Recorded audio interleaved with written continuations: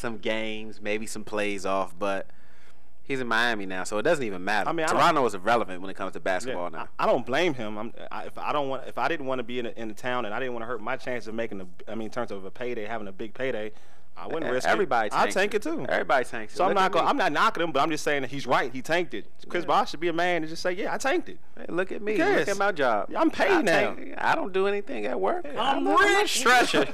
I'm like, I'm rich. But I mean, if he did, I mean, like you said, Chris Bosh, I mean, who cares? I mean, I'm about to win me something down here in Miami. So forget when I'm paid. I got paid, and I didn't risk losing my money. I mean, I ain't risk losing my money. But also speaking of Miami, opening night game for the NBA season, Celtics versus Miami. I mean, you already know what David Stern was thinking. Dollars right here. What you guys think of that matchup? I think it's going to be a good matchup. I think the Celtics are going to pull it out, though. I think just because Miami doesn't have, I mean, the pieces that the young players that Miami have, they're going to have to play a vital role early on in the season. Miami has stocked their lineup now. Their team is filled up pretty nicely now. Honestly. It's filled up pretty nicely, but you also have some young players that are going to be playing vital roles. But you also got you have a lot of vets on that team too as well. Yeah, more vets than young players. Celtics have a lot of veterans. So it's going to be a veteran game. Yes. What's your comment? I just think the Celtics are going to win. They had a continuity. They have role players. I mean, in terms of Miami, we don't know how it's going to turn out. So I'll give you that. The Celtics have, in terms of togetherness, they have a lot more continuity. That's the word. I'm used to togetherness. Yeah, I was looking for that. I'm used to word togetherness though. Yeah, Bill. So you got them dictionary words. It's better than the words he was using earlier. Better than the words he was using earlier. But anyway, yeah. That was the Willie part of it. But they have Eddie House. They have Eddie House, Mike Miller. They have Ilgauskas. They filled their team up well with veteran players who've been in this league for a long time and know their roles. That's very important. But anyway, like back to it, I think David Stern knew he was doing Christmas Day. Matter of fact, it's going to be the Lakers versus Miami. You can't beat that. I mean, he knows what he's doing. Then he has I think in December too as well. He has LeBron going back to Cleveland. They've already posted that out quick. So they know what they're doing. They're trying to sell tickets and make sure they got their ratings. Well, speaking of selling tickets, this is something that really irked me. Sorry, it's off format. This is coming out of about the Miami Heat. About the Miami Heat. Once they acquired LeBron and Chris Bosh, they sold out all their season tickets, and then after that, the Miami Heat let their sales team go. I think that's kind of, to me, that's shady business to me. How? They ain't need them no more. After you sell all your candy bars, you gone. What they need them for? But I mean, they still need salespeople for further on down the line? What happens?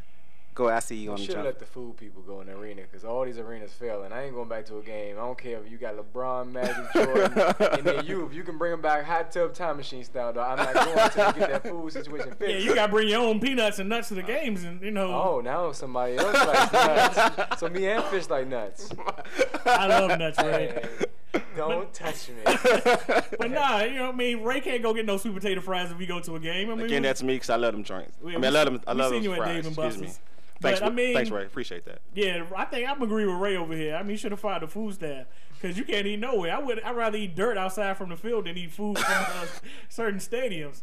Because I mean, they showed one stadium they had maggots on frozen food and stuff like that. So that's kind of rough. And black people love chicken, so you can't even serve chicken at stadium games no more. So what they even gonna do? You gonna eat Papa John's at Papa John's Stadium in the University of Louisville? I don't think so. I don't know what type of mushrooms are on that pizza right there. But then roach pretzels. But moving on, a veteran NBA player, is he gonna find a home? Shaq. Is he going to get signed? Is he going to be able to take care of that divorce money? What's going to happen with him? Speaking of the Celtics, reportedly Shaq is close to inking a deal with the Celtics. So there'll be another veteran player that Will was talking about to add to that roster. I like the sign. It fits Shaq. I mean, he hasn't even signed. He's going to sign. I mean, I'm confident. My source gave you that information? No, my source. I have a source. It's pretty much told me it's a done deal. Yeah, so Shaq will be he'll be signing to. Hopefully he will. Clam Chowder might slim him down a bit. He needs to. He does need to slim down. But I think it's a good sign. You have Kendrick Perkins, who's pretty much going to miss most of the season anyway. So having Shaq there with Jermaine O'Neal would be good just to hold the fort down until Kendrick gets back. Ooh, Boston feels so good right now. Boston. Yes, it's cold there. Chicago. Man, I think right hella now. feel pretty good right now, but Bam, you already been there and back. you was down there with me too, so it's not even faking. That's how you got darker. But we're going to hop into a commercial break right now. Me and Wally going to talk about our adventure down the hill. We had a dice game with the devil. He took some money off of me. Oh, Lord. We're going to hop into that commercial break. When we get back, we're going to get into some real talk. When every moment matters and a life is saved. When someone gives blood. When a hand reaches out. That moment when heartbreak turns to hope. You're there through the American Red Cross. Down the street, across the country, around the world, you help save the day. Every day. You can help today. Support your local Red Cross. Every day has been the same old thing on my block. You either working or you slanging cocaine on my block. You had to hustle, cause that's how we was raised on my block. And you stay Welcome back on to your the hustle Urban till you make Sports sweet Scene. life. Before we jump into that real talk segment, we want to let you guys know how to reach us. Tell them how to reach us, Wally. Yeah, you all can email us at change.da.game6@gmail.com, or you can view us on the website. If you don't know it, it's http://wallio.podbeam.com. That Wallio is spelled WALEO. You can reach us on Twitter. That's Urban. Just search Urban Sports Scene. iTunes, same thing. Catch our blogs at www.urbansportscene.blogspot.com. Am I missing anything? Oh, yeah, and Facebook, and you can hit us on Facebook. Just search Urban Sports Scene. You can page us at 301-555-URBAN. You can send us a kite to all our Urban Sports Scene people that's locked down. We're going to send that out to you guys. But for a real talk segment today, we're going to talk about, do you think the media plays a role in players getting targeted? I mean, in the recent, we had Lorenzen Wright's death, and also the way the media images athletes. Do you think that puts them on a road where they get targeted by people that are pretty much looking to bring them trouble, anything like that? Yeah, I do think the media plays a large role in athletes being targeted for violent crimes and such as robberies and things of that nature. Because if you look at it, us average people that work a regular 9 to 5, no one broadcasts our salary. No one tells you where we live. Or put us on cribs and things. Yeah, like that. things of that nature.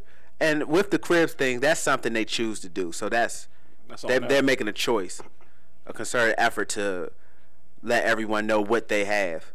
But as far as the ESPNs and the other news outlets, when they report a player's getting $40 million guaranteed for a contract, that makes them a target. Anyone else, any other regular person, you don't know how much that person makes. So I do think that the media does play a role in making athletes target. Yeah, like I think to go along with what you're saying about the media, I mean the access that the media has to like financial records of players, like you can know everything they bought, everything they charge, who they owe. It's almost like they go out and pull a credit report on certain players and they know everything. How much they baby mama's gonna get this month, who they owe money to here, casinos, whatever else. I mean, sometimes that's kind of like that's private business. That has nothing to do. That's my outside athlete life. So I mean, I think the media's access to certain information, they kind of go overboard a lot. I think it goes with our society. You got people with Facebook, Twitter, people that broadcast all of their information. I'm not saying there's anything wrong with those. Cause we on Twitter and Facebook. Yeah, we are. I don't see us putting any where we live at. Yeah, me personally, I'm a private person, so I'm not a type of person that broadcasts any of their personal information. But so I do think that just because of the society we live in, everyone wants everyone to know their business. Yeah, like you said, and basically all that stuff that you're talking about, it's easy to gain access from it online. Mm-hmm. I mean, the website, just using the World Wide Web and whatnot, there's access out there. You have athletes' salary online. You have you can find where they live and things of that sort. You can find out how much a person pays for their house. Or how much they pay for their cars. Exactly. I mean, it's their signing bonus. Yeah. I mean, everything. So they are easy access. I mean, they're basically their finances and things of that sort is out there for the public to see, and that makes it. It's very dangerous. Athletes off the hook because they